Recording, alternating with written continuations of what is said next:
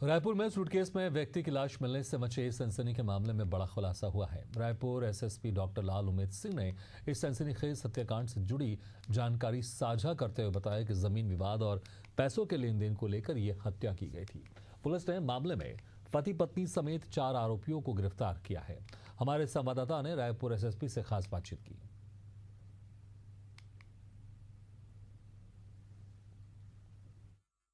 राजधानी रायपुर में सनसनीखेज मामला सामने आया था, जिसमें एक युवक की हत्या कर सूटकेस में फेंक दिया गया था। इस मामले पर रायपुर पुलिस ने खुलासा किया है। सर, जिस तरीके से फिल्मी स्टाइल से इस तरीके से हत्या का घटना को अंजाम दिया था, किस तरीके से आप लोगों ने खुलासा किया? इसमें दिनांक 23 को ही पुलिस को ये सूचना प्राप्त हुई थी कि इंद्रप्रस्थ कॉलोनी के पीछे नाले के पास में सुनसान जगह पर एक टीन का बॉक्स है और उसके अंदर ट्राली बैग है, उसके अंदर एक व्यक्ति का शव है करके। जब मौके की उसमें जांच शुरू की गई तो मौके पर से एक महत्वपूर्ण साक्ष्य मिला। उसमें बॉक्स के अंदर कुछ नाम लिखा हुआ था कि जिसमें और उसमें दिनांक लिखा हुआ था। नाम से करके पता चला कि ये बॉक्स बेचने का काम करता है, उसके दुकान का नाम है।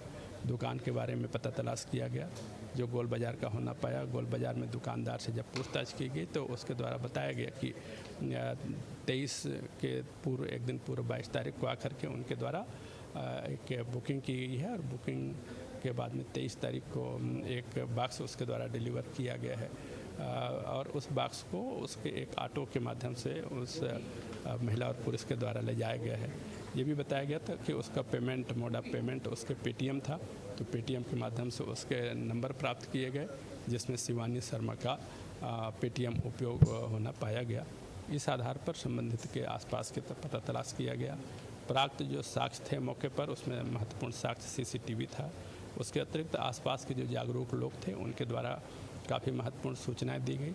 जो वहां से संदिग्ध हालत में पेटी को एक अल्टो कार में वहां से ले जाते देखा गया था, उसमें से बदबू आते देखा गया था। इन सभी साक्ष्यों की कड़ियों को इकट्ठा किया गया और ये एक कंक्लूड किया गया कि अंकित उपाध्याय और उसकी पत्नी शिवानी इस पर कहीं न कहीं के द्वारा घटना का अंजाम दिया गया।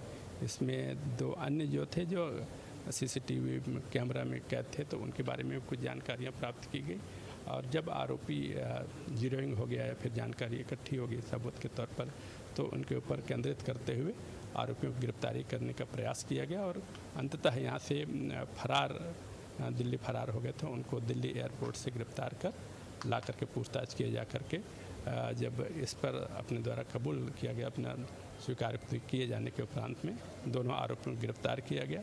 इस घटनाक्रम में 2 अन्य आरोपी जिनके द्वारा उस डेड बॉडी को फ्लैट से लेकर के मौके तक को ले जाने ठिकाने लगाने में सहयोगी थे, उन दोनों को भी गिरफ्तार किया गया है। सर, इसमें किस तरीके से साजिश रचा गया, किसी भयानक तरीके से वारदात को अंजाम दिया था और क्या कुछ विवाद हुआ था जिस तरीके से ये घटना को अंजाम दिया? विवाद का मुख्य कारण ये था कि उसके द्वारा मृतक से पैसे लिए गए थे, जो लगभग 28 से 30 लाख रुपए थे, उसको मृतक के द्वारा बीच बीच में मांग किया जाता रहा है कि पैसे उसको वापस कर दे करके।